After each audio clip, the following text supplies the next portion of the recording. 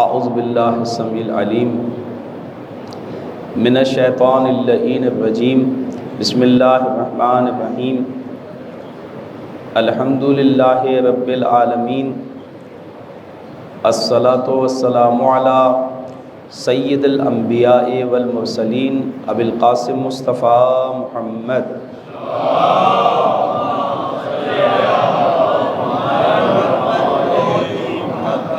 وعلى آلہ الطیبین الطاہرین المعصومین المنتجبین المنتخبین لا سیما لبقیۃ اللہ فی الارضین وحجتہ علی العالمین اما بعد فقال اللہ سبحانہ وتعالی فی کتاب الحکیم بسم اللہ الرحمن الرحیم قالت الاعراب آمنا قل لم تؤمنوا ولکن قولوا اسلمنا وَلَمَّا يَدْخُلِ الْإِيمَانَ فِي قُلُوبِكُمْ وَإِن تُطِيعُوا اللَّهَ وَرَسُولَهُ لَا يَلِدْكُمْ مِنْ أَعْمَالِكُمْ شَيْئًا إِنَّ اللَّهَ غَفُورٌ رَحِيمٌ إِنَّمَا الْمُؤْمِنُونَ الَّذِينَ آمَنُوا بِاللَّهِ وَرَسُولِهِ ثُمَّ لَمْ يَرْتَابُوا وَجَاهَدُوا بِأَمْوَالِهِمْ وَأَنفُسِهِمْ فِي سَبِيلِ اللَّهِ أُولَئِكَ هُمُ الصَّادِقُونَ۔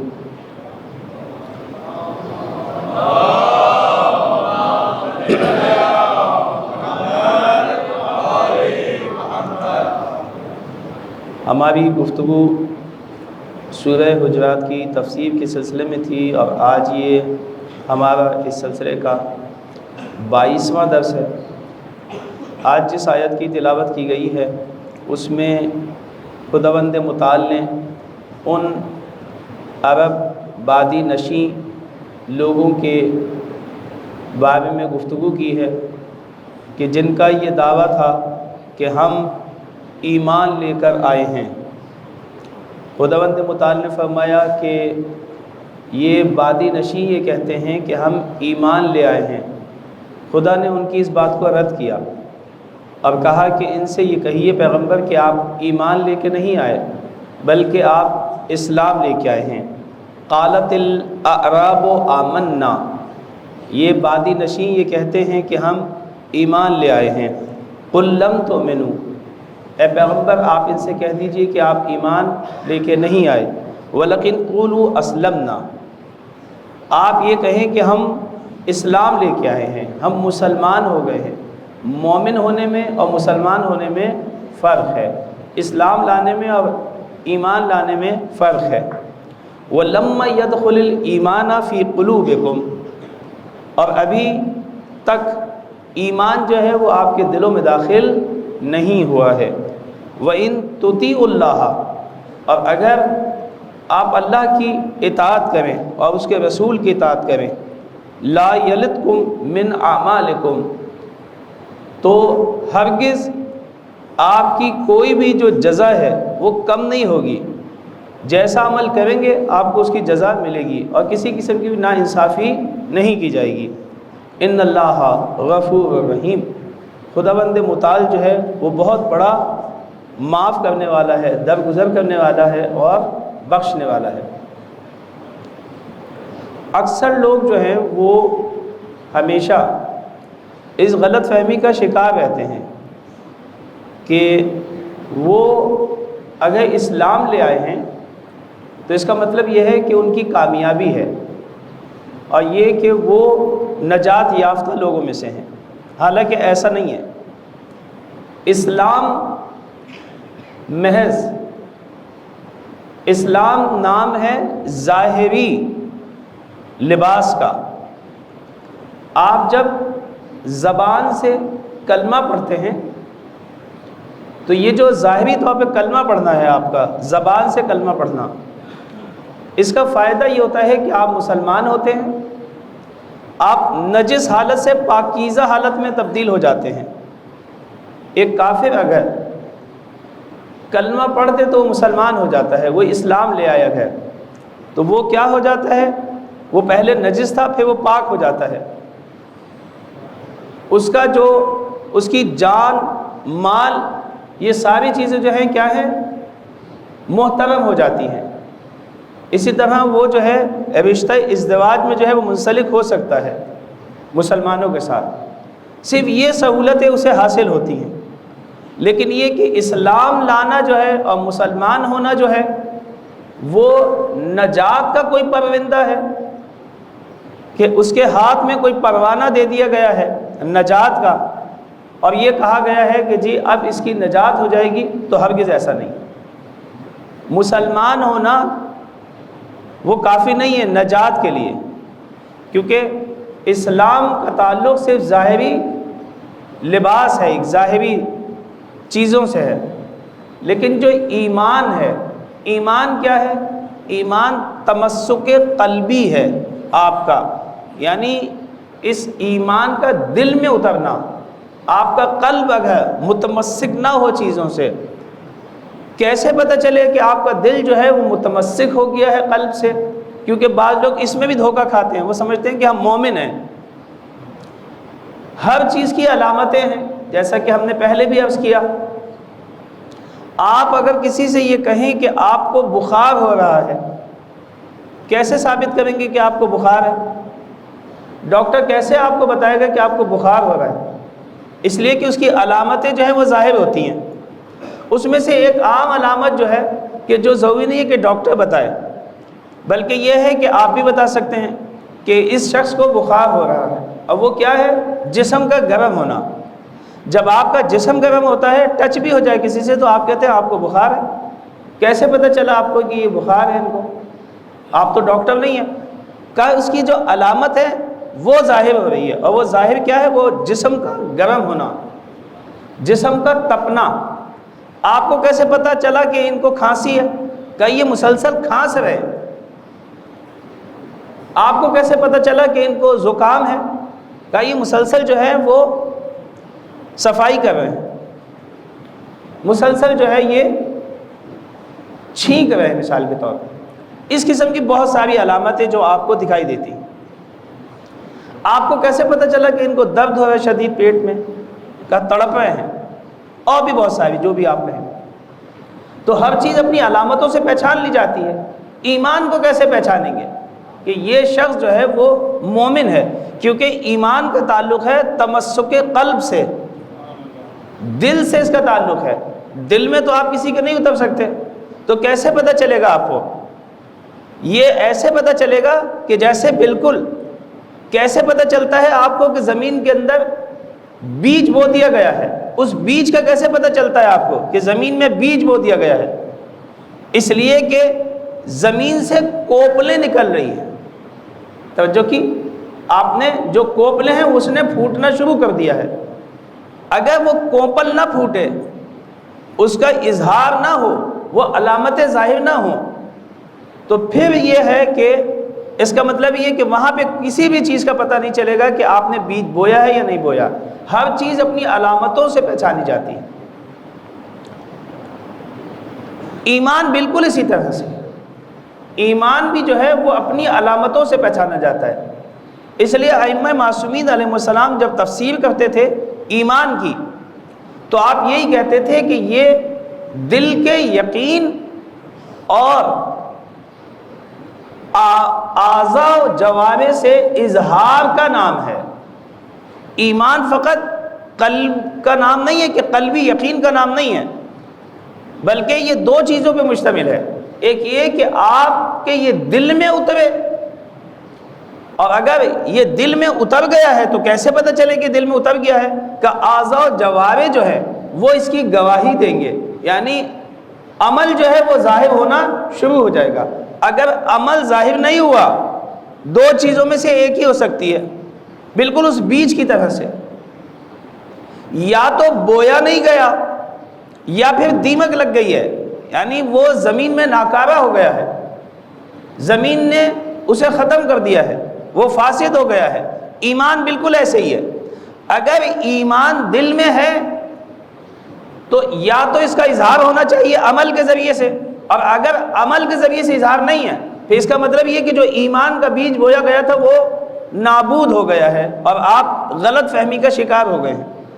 لہٰذا یہ ہے کہ آپ کو دوبارہ اس کی تجدید کرنے کی ضرورت ہے۔ جیسے زمین کو دوبارہ نولایا جاتا ہے اور پھر اس میں بیج بویا جاتا ہے۔ آپ کو تجدید، یہ جو تجدید ہے اس کا کیا مطلب ہے؟ تجدید بیعت، تجدید ایمان، یہ یہی ہے کہ آپ یہ سمجھتے رہے اور آپ یہ سمجھتے ہیں کہ ایسا مسئلہ ہے، حالانکہ وہ مسئلہ اس طرح سے نہیں ہے، بلکہ ایمان کے لیے ضروری ہے کہ وہ آپ کے اعضاء و جوارح سے کیا ہو؟ ظاہر ہونا چاہیے، وإلا یہ کافی نہیں ہے۔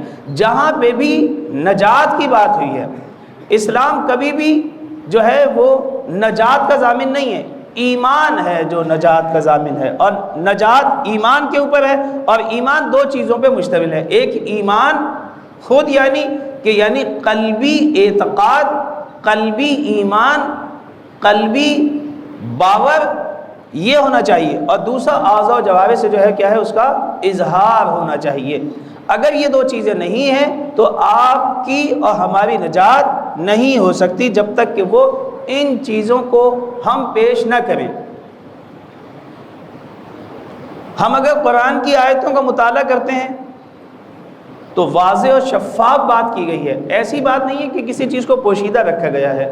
اور ہمیں ایک چیز سمجھ میں نہیں آئی کہ ہم یہ کہیں کہ جی بس اسلام کا جو ہے وہ کلمہ پڑھنا کافی ہے کہ اب ہم نے کہہ دیا ہے لا الہ الا اللہ محمد رسول اللہ، اور کیونکہ اب جو ہے ایمان، اسلام سے آگے ایمان کی بات ہے تو ہم نے کہہ دیا ہے علی ولی اللہ و وصی رسول اللہ و خلیفتہ بلا فصل، تو بس یہ کافی ہے۔ کہا نہیں، ایسا نہیں ہے، بلکہ ایمان کے اپنے تقاضے ہیں۔ اس ولایت کی حکومت آپ کے فکر کے اوپر، آپ کے اعضاء و جوارح کے اوپر دکھائی دینی چاہیے۔ جس ولایت کا آپ دم بھر رہے ہیں اس کی حکومت آپ کے اعضاء و جوارح کے اوپر دکھائی دینی چاہیے، اور آپ یہ کہہ کے نجات نہیں پا سکتے کہ جی وہ قلب کے اندر تو موجود ہے چاہے دکھائی نہیں دیتا، تو یہ کوئی بات نہیں ہے۔ ایسا نہیں ہے، ایسا کسی نظریے کو اسلام نے قبول نہیں کیا۔ یہ آپ کا میرا ذاتی نظریہ ہو سکتا ہے، مگر اسلام نے ایسی کوئی بات نہیں کی ابھی تک۔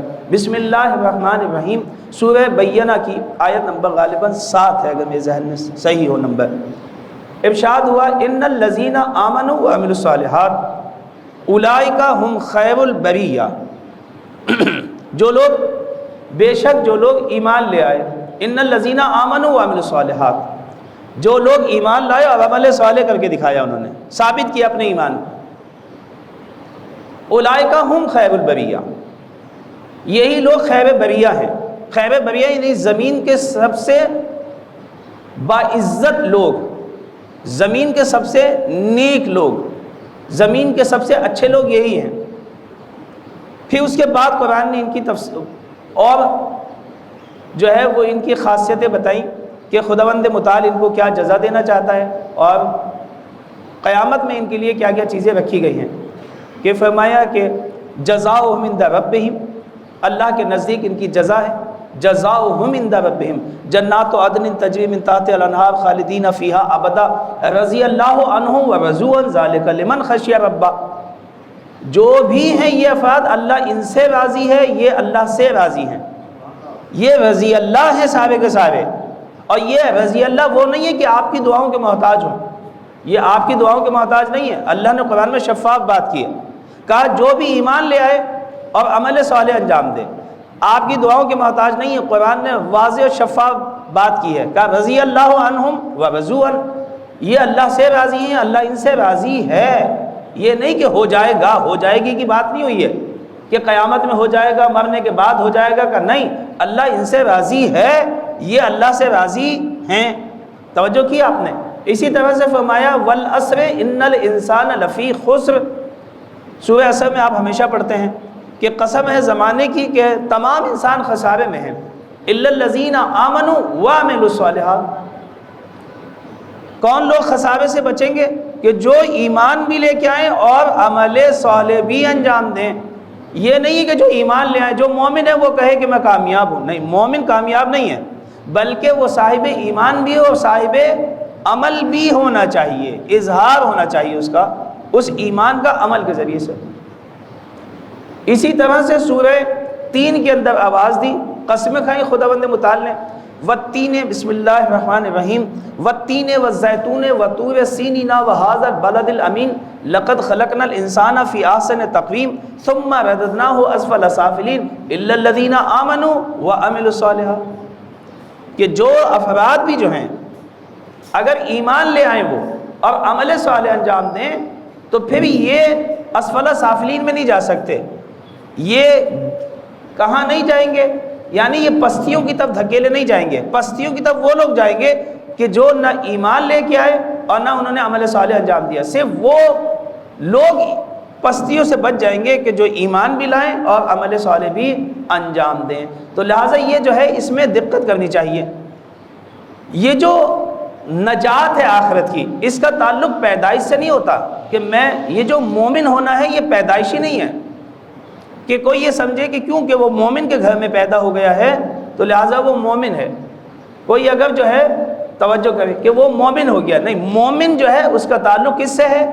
اس کا تعلق اس سے ہے کہ وہ ایمان لے کے آئے، تمسک قلبی رکھتا ہو اور اقرار کرے اپنے عمل سے اس ایمان کا کہ جو وہ قلب میں لا چکا ہے. مومن وہ ہے.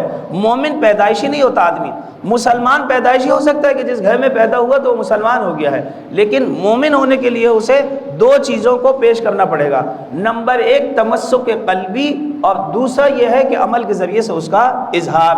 اور اس میں جو ہے غفلت نہیں برتنی چاہیے، بلکہ بغیر کسی ٹائم کے ضائع کیے ہوئے جو ہے وہ اپنے عمل کو جاری کرنا چاہیے، کیونکہ نجات جو ہے وہ اسی سے وابستہ ہے.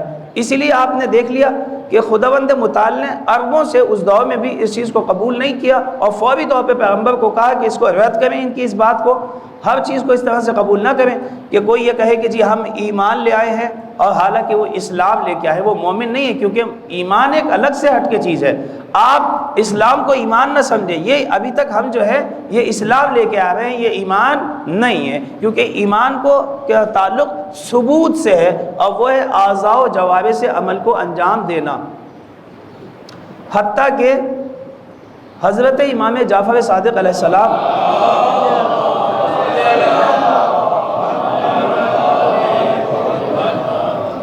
آپ نے خط کھینچا اور فرمایا کہ اسلام اور ایمان، آپ نے فرمایا اسلام اور کفر، یعنی اس حد تک عمل کو آپ نے فوقیت دی ہے. آپ نے تو یہ تک فرمایا کہ اسلام اور کفر کے اندر جو فاصلہ ہے وہ نماز کا ہے. یعنی اگر ثبوت ہے تو یہ مسلمان ہے، یعنی اس حد تک امام صادق علیہ السلام تو بات کر رہے ہیں. اور اگر اس کی زندگی میں عمل نہیں ہے، یعنی نماز نہیں ہے، نماز کی بات کی آپ نے، تو آپ نے کہا یہ کافر ہے. یعنی کفر اور اسلام کے درمیان جو فاصلہ ہے وہ نماز کا ہے. کیا مطلب نماز کا ہے؟ یعنی یہ کہ وہی عمل سے آپ کو ثابت کرنا پڑے گا کہ آپ مسلمان ہیں. عمل اسلام یعنی کہ محض تسلیم کا نام ہے. آپ تسلیم ہیں نہیں خدا کے سامنے، آپ اس کی شریعت کے سامنے تسلیم نہیں ہیں، اور پھر ہم یہ کہیں کہ ہم مسلمان ہیں اور پھر ہم مومن ہیں. تو امام صادق علیہ السلام نے اس کو رد کیا.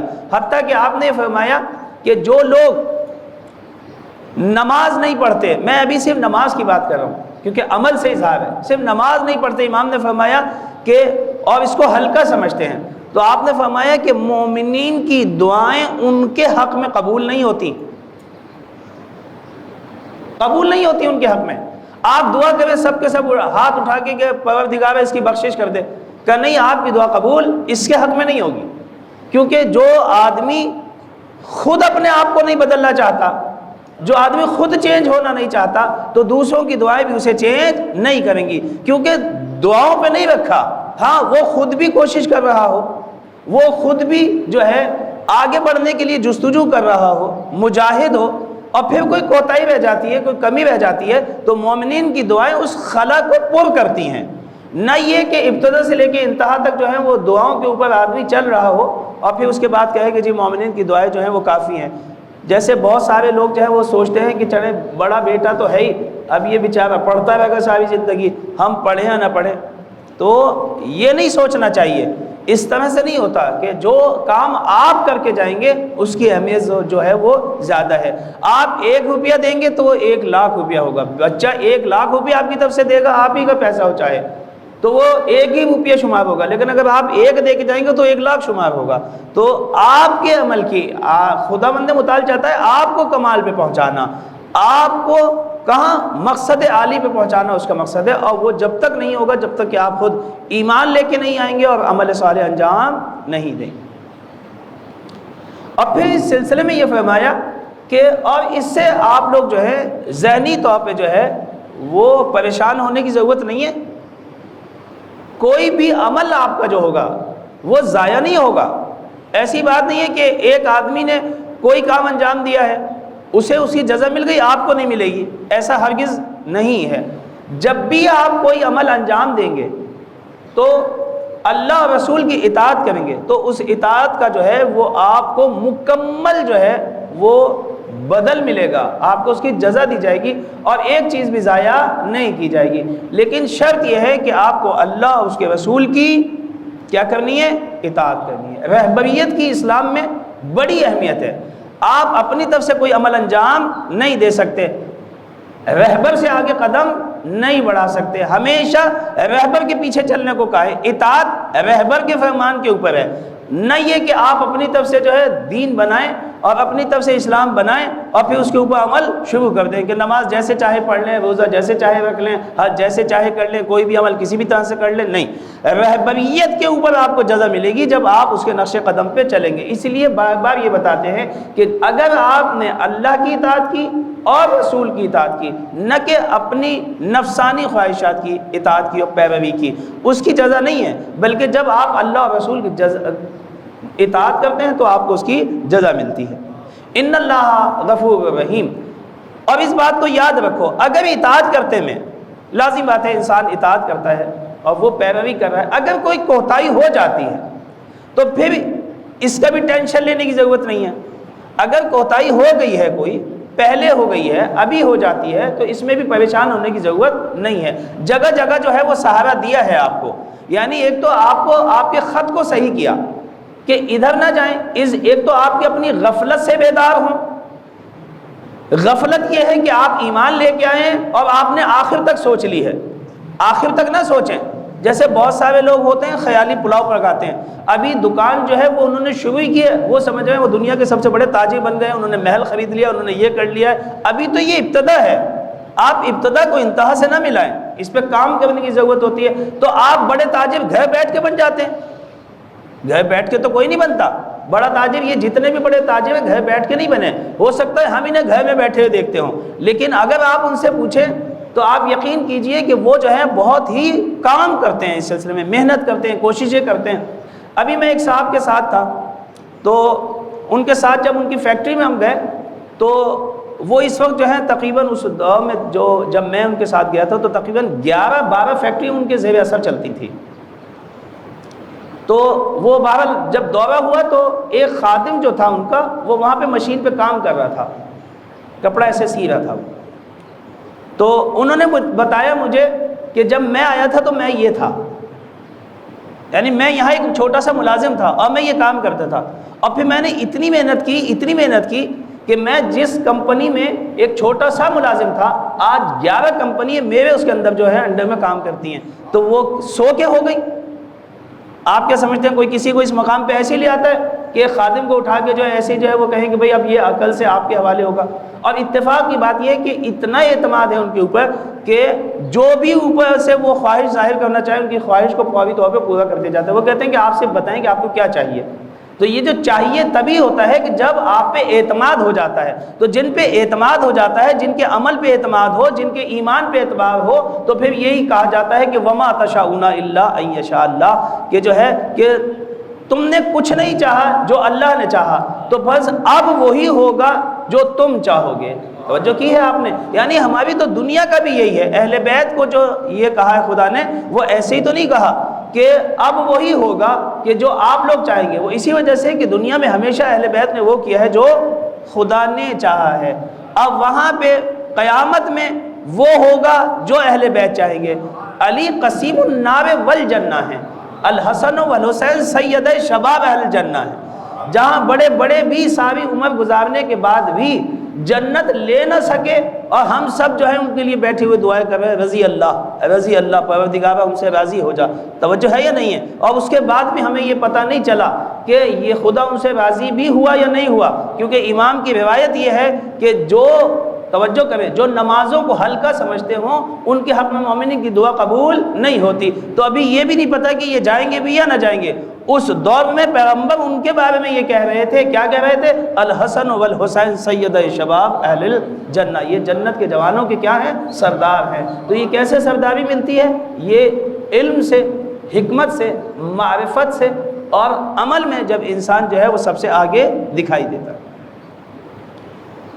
اس کے بعد یہ کہا ہے کہ آپ کے عمل کو وہ نہیں کیا جائے گا، ضائع نہیں کیا جائے گا۔ ایک ایک چیز اللہ کے ریکارڈ میں ہے، کرامن کاتبین جو ہے مسلسل طور پہ لکھ رہے ہیں، پریشان ہونے کی ضرورت نہیں ہے۔ یہ اللہ اور پیغمبر کو بھی یہ کہا ہے یہ معصوم ہیں، ان کی اطاعت کریں۔ آپ رہبریت کی طرف اشارہ کیا کہ ان سے وابستہ رہیں، ہمیشہ ان کی اطاعت کرتے رہیں، اس کے بعد پھر آپ کو جزا دی جائے گی، اور اگر کوئی کوتاہی ہو جاتی ہے تو پھر اللہ جو ہے وہ درگزر کرنے والا ہے۔ اور یہاں پہ جو ہے مومنین کی خداوند متعال نے جو صفات بیان کی ہے، فرمایا انما المؤمنون، ان سے بتائیں کہ مومن کون لوگ ہیں، ان کی ان غلط فہمیوں کو دور کریں۔ جب تک غلط فہمیاں دور نہیں ہوں گی مسئلہ حل نہیں ہو سکتا۔ جو آدمی خواب میں ہو، توجہ کی، وہ اپنے سفر کو جاری نہیں رکھ سکتا، وہ اپنے مطالعے کو جاری نہیں رکھ سکتا۔ رکھ سکتا اپنے مطالعے کو جاری جو آدمی سو رہا ہو، وہ اپنی تعلیم کو جاری نہیں رکھ سکتا کہ جو آدمی سویا ہوا ہے وہ کوئی اسکول جا سکتا ہے، وہ پڑھ نہیں سکتا، یہ تو سویا ہوا ہے۔ توجہ کیا آپ نے؟ سوئے ہوئے آدمی جو ہے وہ آگے نہیں بڑھ سکتے۔ لہٰذا یہ ہے کہ غفلت سے بیدار ہونے کی ضرورت ہے۔ بیست بھی اسی کو کہتے ہیں، یعنی بیست یعنی کیا؟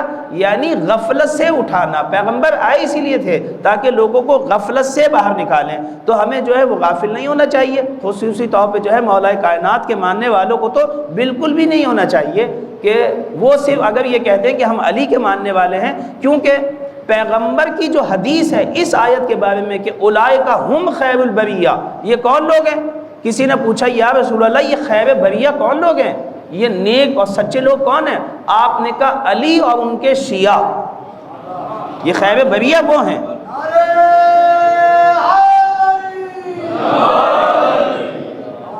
لیکن یہ خیر بریہ ہیں کون؟ ان الذین آمنوا وعملوا الصالحات، ان دو چیزوں کا مجموعہ ہے یہ۔ اس کا مطلب پیغمبر نے گویا خیر بریہ کی بھی تفسیر کر دی اور شیعہ ہونے کی بھی تفسیر کر دی کہ شیعہ اسے ہی کہتے ہیں کہ جو عمل صالح بھی کرتا ہو اور ایمان بھی لایا ہوا ہو۔ وہ آدمی شیعہ نہیں ہے جو صرف یہ کہے کہ جی میں حضرت علی علیہ السلام کو مانتا ہوں اور نعرہ حیدری یا علی، نہیں، یہ کافی نہیں ہے، بلکہ آپ کو اپنے جسم کے اوپر، اپنی فکر کے اوپر، آپ کے اعضاء و جوارح کے اوپر اس ولایت کی حکومت کو ثابت کرنا ہوگا، اس نعرے کو عملی طور پہ آپ کو پیش کرنا ہوگا۔ قرآن نے فرمایا انما المؤمنون، صرف دائرہ کھینچ دیا ہے، اس کے اندر کوئی نہیں آ سکتا۔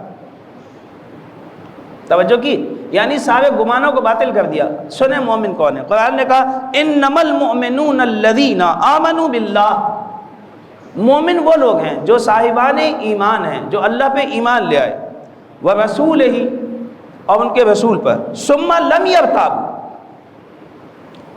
پھر رہبریت کی بات، رہبریت پھر ہے یہ اللہ پہ ایمان لانا کافی نہیں ہے، رہبر پہ بھی ایمان لانا ضروری ہے۔ اور پھر فرمایا لم یرتابوا ثم لم یرتابوا، پھر شک نہ کیا ہو اللہ کے بارے میں۔ ہماری تو دعائیں قبول نہیں ہوتی، ہمارے لیے ساتھ تو یہ مسئلے ہو جاتے ہیں، ہماری تو قسمت پھوڑ دی اللہ نے، ہمارے ساتھ تو یہ مسائل ہو گئے، ہماری تو قسمت میں یہ لکھا ہوا تھا، نہیں تو یہ مسئلے حل نہیں ہو۔ قسمت میں لکھا ہوا تھا سے کیا کہنا چاہ رہے ہیں آپ؟ یعنی اللہ نے لکھا ہے، یعنی اللہ نے آپ کی قسمت میں یہ لکھا ہے کہ آپ کو طلاق ہو جائے، آپ تو معصوم تھے، یہ پھر کیا ہے؟ شک نہیں ہے۔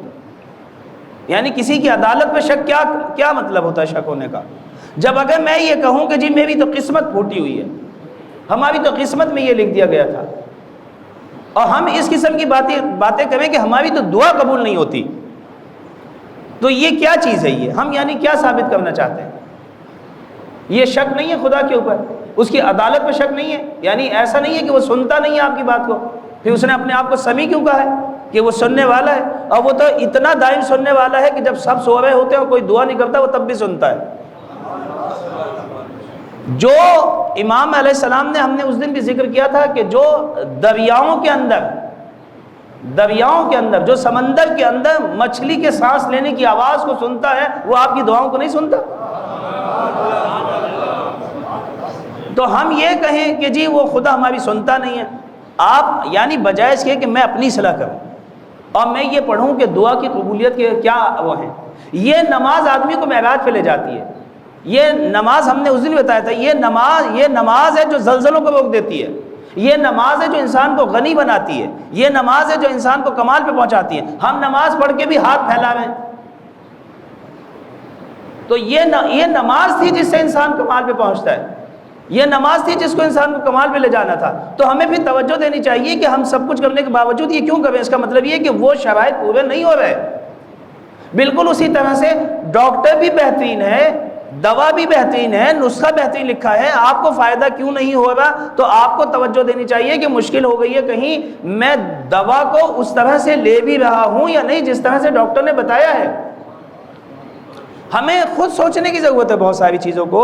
تو اور خدا اور رسول تو معصوم ہے، یعنی عصمت ہے وہاں پہ، ایسی بات نہیں ہے۔ ڈاکٹر کے ذہن میں تو پھر بھی آپ آ سکتا ہے کہ ڈاکٹر کی توجہ نہیں تھی، آپ کی بات صحیح نہیں سنی اس نے، ٹھیک ہے، غلطی بھی ہو سکتی ہے، اس سے مشکل ہو سکتی ہے، تشخیص صحیح نہ ہو۔ کیا رسول کے بارے میں بھی آپ یہ کہیں گے کہ تشخیص صحیح نہیں تھی اور آپ کو کوئی نماز پتہ نہیں کیا بتا کے چلے گئے، اللہ نے کچھ اور بھیجی تھی؟ یہ سوچ سکتے ہیں رسول کے بارے میں؟ جو رسالت کا جو لفظ استعمال کیا ہے وہ رسول ہی، یہ اللہ کے ساتھ استعمال کیا ہے، یعنی جیسی اطاعت اللہ کی ہے ویسی ہی اطاعت مطلق ہے۔ اطاعت مطلق ہوتی ہی اس ذات کی ہے جو معصوم ہو، یعنی رسول معصوم ہے، ان کی حرکت جو ہے وہ ہر چیز کیا ہے، عصمت میں ڈھلی ہوئی ہے، کوئی بھی کام اس طرح سے انجام نہیں دیتے۔ تو پھر ہمیں اپنی طرف سوچنے کی ضرورت ہے اور اپنے اعمال پہ جو ہے وہ تجدید نظر کرنے کی ضرورت ہے۔ یہ اتنا زبردست نسخہ ہے نماز کا، اگر ہم اس سے وابستہ ہو جائیں اور ہم اس پہ توجہ دیں، ہم اس سے وہ لذت لیں، تو پھر ہم اسی نماز کے ذریعے سے معراج المومن ہے یہ، اور معراج سے بڑھ کے تو کوئی مقام نہیں ہے۔ آپ کو پتہ ہے کہ انبیاء اس معراج کے لیے تڑپتے رہے، انبیاء تڑپتے رہے اس معراج کے لیے، وہاں سدرۃ المنتہا ہر آدمی جانا چاہتا ہے کہ خدا اس سے بات کرے، وہ کلیم اللہ ہو جائے۔ ہم نے اس دن بھی عرض کیا تھا کہ اللہ تعالیٰ نے ہم سب کو وہ براق دے دیا ہے۔ وہ براق کون سا ہے؟ جس پہ بیٹھ کے ہم جو ہے اللہ کی بارگاہ میں جا سکتے ہیں، یہ نماز وہ براق ہے۔ پیغمبر بھی تو براق پہ گئے تھے، تو ہمیں بھی، ہم سب کو اللہ نے براق دے دیا ہے، اب ہمیں اس پہ سوار ہونا ہی نہیں آ رہا، اس کو مہار کرنا ہی نہیں آ رہا، تو پھر جو ہے وہ ہم نہیں پہنچ سکتے۔ بالکل اسی طرح سے آپ ایک ایسے آدمی کو بہترین گاڑی لے کے دے دیں تو وہ اپنے آپ کو بھی مارے گا جسے گاڑی چلانی نہ ہوتی، اور اس گاڑی کا بھی نقصان کرے گا۔ دیکھا ہے آپ نے، ساری جو ہے وہ گاڑی توڑ تاڑ کے خراب کر دے گا اور خود بھی زخمی ہو کے آپ کے پاس آ جائے گا اور خرچہ بڑھا دے گا، بجائے اس کے کہ استفادہ کرتا اور نقصان کا سبب بنتے ہیں۔ تو سوچنے کی ضرورت ہے اور جو ہے ہمیں عمل کرنے کی ضرورت ہے۔ ثم لم یرتابوا، پھر انہوں نے شک نہ کیا ہو۔ اگر شک کریں گے تو یہ ایمان میں خلل ہے، تجدید کی ضرورت پڑے گی۔ شک نہیں ہونا چاہیے، نہ اللہ کے بارے میں نہ رسول کے بارے میں، کہ پتہ نہیں کیا کہتے رہتے ہیں، ان سے آگے نہیں بڑھنا، ان پہ، ان کی رہبریت پہ شک نہیں کرنا، کیونکہ ہمیشہ ادوار کے اندر یہ مسائل آتے ہیں۔ ہزاروں دفعہ ایسا ہوتا ہے کہ جو رہبر بات کرتا ہے وہ آپ کے ذہن میں نہیں ہوتی، وہ اوپر سے دیکھتا ہے بہت ساری چیزوں کو۔ آپ رہبر تو نہیں ہے، رہبریت کا مطلب یہ کہ سارے لوگوں پہ نگاہ ہے، اس کی معاشرے کے مسائل پہ نگاہ ہے، ہر چیز کے اوپر نگاہ ہوتی ہے۔ جب وہ کوئی بات کرتا ہے تو بہت اوپر سے کھڑے ہو کے بات کرتا ہے، ساری چیزوں کو دیکھتا ہے۔ تو لہٰذا یہ ہے، آپ کے بات کے خلاف بھی ہو سکتی ہے اس کی بات، ایسی بات نہیں ہے کہ ہمیشہ آپ کے موافق بات کرے۔ جب آپ کے موافق بات کرے تو پھر آپ کا نعرہ حیدری، اور جب آپ کے خلاف بات کر دے تو کہ میں انہیں مانتا نہیں، مجھے تو پہلے شک تھا۔ توجہ کی، پھر آپ کو ان کی عدالت پہ شک ہونے لگتا ہے، پھر آپ کو جو ہے ان کے بارے میں یہ ہاں وہ والی بات مجھے یاد آ گئی ہے کہ یہ یوں کیا کرتے تھے، وہ کیا کرتے تھے، انہوں نے پہلے بھی ایسے کیا تھا، ہم تو پہلے مشکوک تھے، اور پھر سب میں یہ بات بتا رہے ہیں آپ کا، یہ لوگ، ان کے ایمان سب کے ناکارہ ہو گئے، یہ سب بیکار لوگ۔ کیوں؟ اس لیے کہ شرط یہ رکھی گئی تھی ایمان میں، مومن اس کو کہتے ہیں، انہوں نے اپنا ایمان کھو دیا، ان کو پتہ نہیں انہوں نے کیا کیا ہے۔ رہبریت کے بارے میں جو لوگ مشکوک ہوں، ان کی نمازوں کا کوئی فائدہ نہیں ہے، ان کے اعمال اور شب قدروں کا کوئی فائدہ نہیں ہے۔ لم یرتابوا کی شرط لگائی خدا نے، اس لیے فوری طور پہ، یہ قرآن کی بات ہے، حدیث نہیں ہے۔ انما المؤمنون، یہ کہا ہے کہ مومن وہی لوگ ہیں جو ایمان بھی لائیں، عمل بھی صالح کر رہے ہوں، لیکن اگر رہبریت میں شک کرتے ہیں، خدا کے بارے میں اس قسم کی باتیں کرتے ہیں، اپنے رہبر کے بارے میں اس قسم کی باتیں کرتے ہیں، تو بس پھر یہ اپنا بستر بوریا اٹھا لیں۔ ایمان سے ان کا کوئی تعلق نہیں ہے، نجات سے ان کا کوئی تعلق نہیں ہے۔ توجہ کریں، ثم لم یرتابوا، اور پھر فرمایا وجاہدوا، اور گھر میں بیٹھ نہیں گئے۔ توجہ کیا آپ نے، یعنی رسول ان کو بلاتے رہے، یہ جاتے نہیں ہیں، رسول ان کو آوازیں دیتے رہے، یہ جاتے نہیں ہیں، کیونکہ اب تو نماز شروع کر دی انہوں نے، وہ نماز ختم ہونے کا نام نہیں لے رہی۔ توجہ کی، اب تو انہوں نے تسبیح شروع کر دی ہیں، یعنی صرف یہ نہیں ہے عمل صالح، یہ نہیں ہے، غلط سمجھے آپ عمل صالح کو، عمل صالح یہ نہیں ہے، رہبریت بہت اہم ہے عمل صالح کے اندر، کوئی بھی یہ نہ، یہ اسی فکر کو نکالا ہے خداوند متعال نے، یہ کوئی نہ سمجھے کہ جی میں تو نماز پڑھتا ہوں، میں تو روزہ رکھتا ہوں، دیکھنا یہ ان تمام کاموں کے ساتھ ساتھ آپ پابند رہبر ہیں یا نہیں ہیں، کہ وہ آپ کو بلا رہے ہیں، وہ آپ کو آوازیں دے رہے ہیں اسلام کے ارتقاء کے لیے۔ نماز پڑھنا اور ہوتا ہے، نماز کو بچانا اور ہوتا ہے۔ تو جو کیا آپ نے، نماز کو صرف پڑھنا نہیں ہوتا، نماز کو بچانا بھی ہوتا ہے۔ اسی لیے خداوند متعال نے کیا کہا، من جاء بالحسنہ فلہ عشر امثالھا، اللہ تعالیٰ جو ہے 10 جزائے عمل کی اسے دے گا جو انہیں بچا لائے، یعنی ایک آپ نے نماز پڑھی تو ایک جزا تو آپ کو مل گئی، وہ کس چیز کی ملی، نماز پڑھنے کی، اور یہ 9 جزائیں کس بات کی مل رہی ہیں، یہ اس نماز کی حفاظت کی۔ توجہ کریں، یعنی حفاظت اتنی اہم ہے، انقلاب لانا کمال ہے، انقلاب کو بچانا اس سے بڑا کمال ہے۔ توجہ کیا آپ نے، اتنا بڑا کمال ہے، اسی لیے ہمیشہ اس پہ توجہ دی ہے۔ آپ کو نماز نہیں پڑھنی، اس نماز کو بچا کے لانا ہے، اور بچا کے کب لانا ہے، بچانا یہی ہے کہ شک نہیں کرنا، رہبریت کے پابند ہونا ہے، آپ کو جیسے جیسے وہ بتاتے جائیں ویسے ویسے عمل کرتے ہیں۔ وجاہدوا باموالہم، انہوں نے جہاد کیا اپنے اموال کے ذریعے سے، یعنی مال لٹانے میں پھر انہوں نے جو ہے ہاتھ کو روکا نہیں ہے، جب بھی پیغمبر کو ضرورت پڑی، جب بھی رہبران کو ضرورت پڑی، انہوں نے جو ہے تجوریوں کے اپنے منہ کھول دیے جتنی جس کی استطاعت تھی۔ راجہ محمود آباد میں آپ نے دیکھا جب انہیں ضرورت پڑی قائد اعظم کو، کس طرح سے جو ہے وہ اپنی تجوریوں کے منہ انہوں نے کھول دیے۔ آپ نے دیکھا حضرت ختیجہ نے کس طرح سے جو ہے وہ اپنی تجوریوں کے منہ کھول دیے، ملکۃ العرب تھیں، ملکۃ العرب، اور پھر جو ہے جب اس دنیا سے گئی ہیں تو ان کے دامن میں جو ہے وہ پیوند لگے ہوئے تھے۔ یعنی اس طرح سے وجاہدوا، صرف نماز نہیں پڑھی، اول نماز یعنی سب سے پہلی نماز کس نے پڑھی، خدیجہ نے۔ سب سے پہلے ایمان کون لایا پیغمبر پہ، خواتین نے، خدیجہ لے کے آئی۔ لیکن صرف یہ کر کے نہیں بیٹھ گئی کہ اب تو میں کیونکہ پیغمبر کی اہلیہ ہوں، میں کیونکہ امہات المومنین ہوں، میں کیونکہ سب سے پہلے ایمان لے آئی، میں نے سب سے پہلے نماز پڑھی، میں نے پیغمبر کا دفاع کیا، تو بس یہ کافی، اب گھر میں بیٹھ جاتی ہوں، خاتون ہوں، میں تو کہہ بھی سکتی ہوں میں کہیں نہیں جاؤں گی۔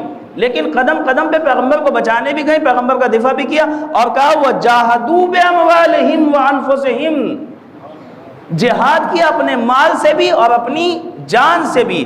بہت سارے لوگ ہوتے ہیں مال دینے کو تیار ہوتے ہیں، جان نہیں دے پاتے، ان کے پاس ٹائم نہیں ہے، کہتے ہیں ہمارے پاس ٹائم نہیں ہے، پیسے لے لے۔ پیسے نہیں چاہیے ہوتے ہر دفعہ، کبھی پیسوں کی ضرورت ہوتی ہے اور کبھی آپ کی ضرورت ہوتی ہے۔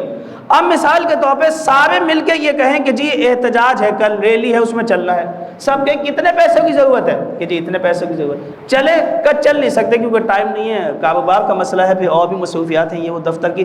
اچھا تو پھر احتجاج کون کرے گا وہاں، پیسہ کافی ہے، پیسوں کو لے کے جا کے وہاں رکھیں گے بھئی احتجاج ہو رہا ہے، جتنے بھی آپ وہ بنوا لیں، جتنا جو کچھ کر لیں، اگر کوئی بھی نہ پہنچے وہاں پہ، سب پیسے دے دے تو یہ احتجاج ہو جائے گا سب کے، بھئی بہت زبردست احتجاج ہو رہا ہے، کیونکہ پیسے سب نے دے دیے، پہنچا کوئی نہیں۔ اسی لیے خداوند متعال نے کہا یہ والی فکر نہ کریں کہ ہم نے تو بریانی کی دیگیں بھیج دی ہیں وہاں پہ، لوگوں کے لیے بس یہ کافی ہے، ہم نے جو ہے اتنا پیسہ چندہ دے دیا ہے، آج افطار میں کھجور بٹ جائیں گے وہاں پہ، ہم نے کھجور بھیجوا دی، ہم شریک ہو گئے۔ یوں نہیں ہوتا، آپ کو پہنچنا ہوتا ہے بعض جگہوں پہ، بعض جگہ آپ کے جان کی ضرورت ہوتی ہے۔ امام حسین کے پاس بھی بہت سارے لوگ آئے، امام سے کہا کہ جی میں تو نہیں جا سکتا، میں مصروف ہوں تھوڑا سا، لہٰذا یہ کہ آپ میرا گھوڑا لے جائیں۔ امام نے منع کر دیا کہ گھوڑے نہیں چاہیے وہاں پہ، کربلا میں گھوڑے نہیں چاہیے ہوتے، توجہ ہے، کربلا میں آپ خود چاہیے، توجہ ہے، پیدل کیوں، اس سے کوئی فرق نہیں پڑتا، آپ پیدل بھی آ جائیں کوئی بات نہیں ہے، لیکن ہمیں گھوڑوں کی ضرورت نہیں ہے، ہم بغیر گھوڑوں کے بھی لڑنا جانتے ہیں۔ تو یہ کوئی نہ سوچے کہ ہم نے کھجوریں بھیج دی ہیں، ہم نے پانی کی بوتلیں دے دی ہیں، توجہ کیا آپ نے، اور ہم نے یہ کہہ دیا، نہیں، بعض دفعہ آپ کو خود حاضر ہونا ہوتا ہے۔ تب آپ کا احتجاج ثبت ہوگا، ورنہ احتجاج ثبت نہیں ہوگا، تب آپ کا حضور ثبت ہوگا ورنہ ثبوت نہیں ہوگا۔ ہاں بعض مسائل ایسے بھی ہوتے ہیں، مجلس بھی بالکل ایسے ہی ہوتی ہے، مجلس میں جو آپ چندہ دیتے ہو تو بس کافی ہے، آپ خود تو آئے نہیں مجلس میں، کیا میں خالی پڑھوں گا اور کوئی بھی سامنے نہ ہو؟ چاہے آپ نے بعد میں تبرک کس کو بٹے گا وہ کروڑوں روپے کا تبرک، جب کوئی ہے ہی نہیں، سامنے کوئی نہیں ہے، تو یہ کون سی مجلس ہو رہی ہے، یہ کون سا احتجاج ہے؟ تو یہ ہر جگہ نہیں چلتا۔ ہاں مسجد بنوانی ہے تو اب یہاں آپ کی ضرورت نہیں ہے کہ آپ آئیں، یہاں آپ کا پیسہ چلتا ہے، آپ کہیں جی میں خود حاضر ہوں پیسہ نہیں دے سکتا، تو آپ کا کیا کروں گا میں؟ آپ سے کوئی بنے گی مسجد، آپ کو تو کچھ بھی نہیں آتا، ٹھیک ہے، آپ کے آنے سے مسئلہ تو حل نہیں ہوگا، یہاں پیسوں کی ضرورت ہے، آپ پیسے دیجیے جو آپ کے پاس ہیں۔ اب وہ پیسے آپ دے نہیں رہے، آپ کہیں میں حاضر ہوں، ہم آپ کو آپ نہیں چاہیے، مسجد پیسوں سے بنتی ہے، ٹھیک ہے، باقی تو سارے لوگ موجود ہیں، معمار بنائے گا، مزدور بنائے گا، آپ کا کیا تعلق ہے، آپ حاضر ہیں، توجہ ہے؟ ہاں مسجد کی صفائی کرنی ہو تو آپ آ جائیے، ٹھیک ہے، لیکن ہر جگہ نہ صرف پیسہ چلتا ہے اور ہر جگہ نہ صرف افراد کی ضرورت ہوتی ہے، اسی لیے قرآن نے کیا کہا وَجَاهَدُوا بِأَمْوَالِهِمْ، اس نقطے کو سمجھتے ہیں، مومن وہ لوگ ہوتے ہیں جو زرق ہوتے ہیں اور اس نقطے کو سمجھتے ہیں، ایمان بھی لے کے آتے ہیں، عمل صالح بھی انجام دیتے ہیں، رہبریت کے پابند بھی ہوتے ہیں اور پھر خدمت اسلام بھی اپنے جان اپنی مال سے انجام دیتے رہتے ہیں، گویا اسلام ایک مسلسل جہاد کا نام ہے، رکنے کا نام نہیں ہے، کہیں بھی رکنے کا نام نہیں ہے۔ ملیکۃ العرب ایک لہجے کے لیے بھی نہیں رکی، اس دنیا سے چلی گئی مگر اللہ کی راہ میں جہاد نہیں روکا۔ آپ نے توجہ،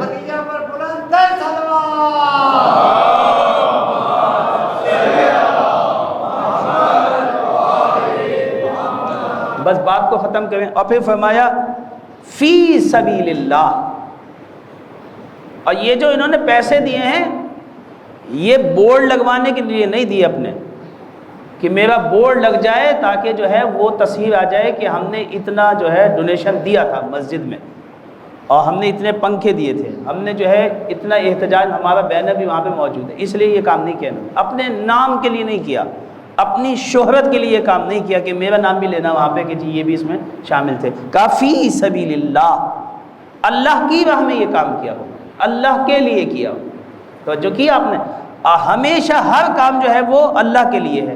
یہ نفس کے ہارے لوگ ہوتے ہیں جو ہمیشہ اپنے آپ کو آگے رکھتے ہیں۔ مولا سے منقول ہے جب آپ نے در خیبر کو اکھاڑا تو بڑا کارنامہ تھا، در خیبر کو اکھاڑنا عام کوئی کام تھا، افتخارات میں سے ہے یہ دین اسلام کے، در خیبر کو اکھاڑنا۔ تو لوگ آئے اور کہا کہ یا علی یہ تو بڑا زبردست موقع تھا، در خیبر اکھاڑ دیا، کسی سے بھی نہیں اکھاڑ رہا تھا، 40 دن سب گئے بڑے بڑے پہلوان اور سب واپس آ گئے، کسی سے نہیں اکھڑا، آپ نے جو ہے وہ یہ کام کر دیا، تو یہ تو بہت اچھا موقع تھا اپنے آپ کو منوانے کا، اپنے آپ کو پیش کرنے کا، لیکن آپ نے در خیبر اکھاڑنے کے بعد کیا کہا؟ ما قلعت باب خیبر بقوت جسمانیہ بل قلعتہ بقوت ربانیہ، یہ در خیبر میں نے نہیں اکھاڑا ہے بلکہ قوت ربانیہ سے اسے میں نے اکھاڑا۔ تو آپ نے پھر اللہ کو پیش کر دیا، اپنے آپ کو پیش نہیں کیا۔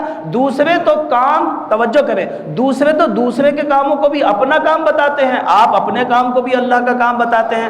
آپ نے کہا یہی فرق ہے دوسروں میں مجھ میں، جو نفس کے ہارے ہوتے ہیں وہ دوسروں کے کاموں کو اپنا کام بتاتے ہیں، اور جو فاتح نفس ہوتے ہیں وہ اپنے کاموں کو بھی اللہ کا کام بتاتے ہیں۔ آپ یقین کیجئے شاید یہی وجہ تھی آیت اللہ خمینی جو تھے، جب خرم شہر کو فتح کیا نا، خرم شہر فتح نہیں ہو رہا تھا، 3 طرف سے قبضہ ہو چکا تھا، خرم شہر تو پورا چلا گیا تھا، ابدان کو 3 طرف سے گھیر لیا تھا، اس کے بعد ایک اور شہر ہے اور خوبصورت ترین شہروں میں شمار ہوتا ہے، اور یہ جو ابدان شہر ہے یہ ایران کا، یا یہ سمجھیں آپ کہ اس کا بینک ہے، یہ اس کا تیل کا، یعنی تیل کا ذخیرہ اس شہر میں ہوتا ہے ابدان، 3 طرف سے گھرا ہوا تھا، اس سے پہلے خرم شہر کو لے چکے تھے وہ۔ اور جب صدام سے یہ بات کہی کہ جی آپ جو ہیں بتائیں کہ کیا کہنا چاہ رہے ہیں، اب آپ نے خرم شہر کو فتح کر لیا ہے، ابدان 3 طرف سے قبضہ ہو گیا ہے، اب آپ کیا کہیں گے؟ انہوں نے کہا مجھ سے بات نہ کریں، شام کو میرا انٹرویو جو ہے وہ تہران میں لیجیے گا۔ اس حد تک یعنی وہ طاقت میں تھے، انہیں پتہ تھا کہ پیچھے سے جو طاقتیں ہیں وہ ان کے کس طرح سے کھسات کھڑی ہیں، یعنی وہ کہہ رہی ہے، یہ میں آپ کو بات بتا رہا ہوں صبح کی تقریباً، تو وہ یہ کہہ رہا ہے شام کو میرا انٹرویو تہران میں لینا، ہم وہاں تک جانے کا ارادہ رکھتے ہیں، وہاں پہ میں بات کروں گا آپ سے، ہم اتنی آگے چلے جائیں گے۔ اور یہ سارے بات ہو گئی، رات کو تقریباً 11:00 پہ امام خمینی کا پیغام آیا پاسداران کے لیے کہ ابدان کو جو ہے میں عذاب دیکھنا چاہتا ہوں۔ آپ یقین کیجئے کہ تھوڑی سی دیر کے اندر، پیغام آنے کے تھوڑی سی دیر کے بعد فوجیں تیار ہوئی، آمادہ ہوئی، اسی شب کے اندر ابدان بھی فتح ہو گیا، خرم شہر آزاد ہو گیا۔ اور یہ ساری آزادی کرنے کے بعد، خرم شہر کو آزاد کرنے کے بعد جو ہے امام خمینی کہتے ہیں کہ خرم شہر کو میں نے آزاد نہیں کرایا، خرم شہر کو ہم نے آزاد نہیں کیا بلکہ اسے خدا نے آزاد کیا۔ تو وہاں کیا خدا لڑ رہا تھا؟ نہیں، یہ مومنین کی علامت ہے۔ نصرت الہی کو ہمیشہ یاد رکھتے ہیں، اللہ پہ بھروسہ کرتے ہیں، کیونکہ جو طاقت، یعنی خیبر کو کیسے اکھاڑا جا سکتا ہے؟ ایک عام آدمی کے بس کی بات نہیں ہے جو خشک روٹی کھاتا ہو۔ پہلوان کوئی ہے، دودھ کے گلاس کوئی پی رہے ہیں روزانہ، اور 4 کلو پستے بادام تو نہیں چل رہے اور اتنی چیزیں نہیں کھا رہے۔ آپ ان کی غذا دیکھیں کیا ہے۔ ایک ایسا آدمی جو کس طرح سے یہ کام کر سکتا ہے؟ اس لیے اللہ کی خصوصی مدد ہے۔ ما قلات بابا خیبر بقوت جسمانیہ، ہم نے جو ہے اللہ کے اوپر ابھی تک بھروسہ نہیں کیا، ہم اس طرح سے گئے نہیں جس طرح سے علی خدا تک گئے ہیں، حالانکہ ہمیں پیغمبر علی دے کے گئے تھے۔ کاش ہم اسی طریقے پہ عمل کرتے اور اسی طرح سے چلتے جیسے ہمارے مولا چلے تھے، تو وہ ہمیں وہاں تک پہنچا دیتے جہاں سلمان کو پہنچا دیا، جہاں ابو ذر کو پہنچا دیا۔ وہ تو آمادہ ہیں ہمیں سلمان سے فخر سلمان بننے کے لیے، آیا ہم بھی آمادہ ہیں یا نہیں ہیں؟ یہ ہمیں سوچنے کی ضرورت ہوگی۔ اولئک هم الصادقون، پھر خداوند متعال نے کہا اولئک هم الصادقون، یہی لوگ اپنی بات میں سچے ہیں۔ کون لوگ سچے ہیں؟ کہ جو اللہ پہ ایمان لے کے آتے ہیں، عمل صالح انجام دیتے ہیں، پھر شک نہیں کرتے، توجہ کی، پھر شک بھی نہیں کرتے، اور جہاد کرتے ہیں مسلسل اپنی جان سے، اپنی مال سے، توجہ کیا، اپنے آخری دم تک جو ہے وہ جہاد کو جاری رکھتے ہیں، لیکن اللہ کی راہ میں یہ سارے کام کرتے ہیں۔ اولئک هم الصادقون، یہی لوگ سچے ہیں۔ دعوے تو بہتوں نے کیے لیکن سچا کوئی اپنے دعوے میں نہیں ہے۔ دعویٰ کرنا اور ہے اور اس کی سچائی کو ثابت کرنا اور ہے۔ خداوند متعال سے دعا گو ہے کہ ہم سب کو دین اسلام کو صحیح طور پہ سمجھنے کی، اس پہ عمل کرنے کی توفیق عطا فرمائے۔ بار الہ، جو لوگ یہاں تشریف فرما ہیں، ان کی آمد کو، ان کی نشست کو اپنی بارگاہ میں قبول فرما۔ بار الہ، تمام مومنین جہاں کہیں بھی شیان حیدر قرار ہیں، ان کی جان، مال، عزت و آبرو کی حفاظت فرما۔ ہمارے جو اظہر اکبر صاحب ہیں، ان کے صاحبزادے اظہر صاحب، وہ کل سے جو ہیں وہ دوپہر سے تقریباً جو ہے وہ ابھی تک گھر نہیں پہنچے، کل سے ان کا پتہ نہیں ہے کہاں ہیں، تو دعا گوئے ہیں خصوصی طور پہ ان کے لیے کہ انشاءاللہ جلد سے جلد وہ جہاں کہیں بھی ہوں ساتھ خیریت کے ہوں ایک تو، اور انشاءاللہ جو ہے وہ جلد سے جلد جو ہے وہ اپنے والدین کے ساتھ آ کے ملے۔ دعا گو ہیں اہل بیت سے قرآن اور اہل بیت کے صدقے سے کہ جلد سے جلد انہیں جو ہے اپنے گھر واپس پلٹا۔ بار الہ، تمام مومنین جو علیل اور مریض ہیں ان سب کو شفا عطا فرما۔ رہبر عظیم الشان کو طول عمر عطا فرما۔ آیت اللہ سیستانی کی حفاظت فرما۔ ہم سب کو دولت کریمہ دیکھنا نصیب فرما۔ امام اصل کے جانشابوں میں شمار فرما، ان کے ظہور میں تعجیل فرما۔ ربنا تقبل منا انک انت السمیع العلیم، اللہم صلی علی محمد وعلی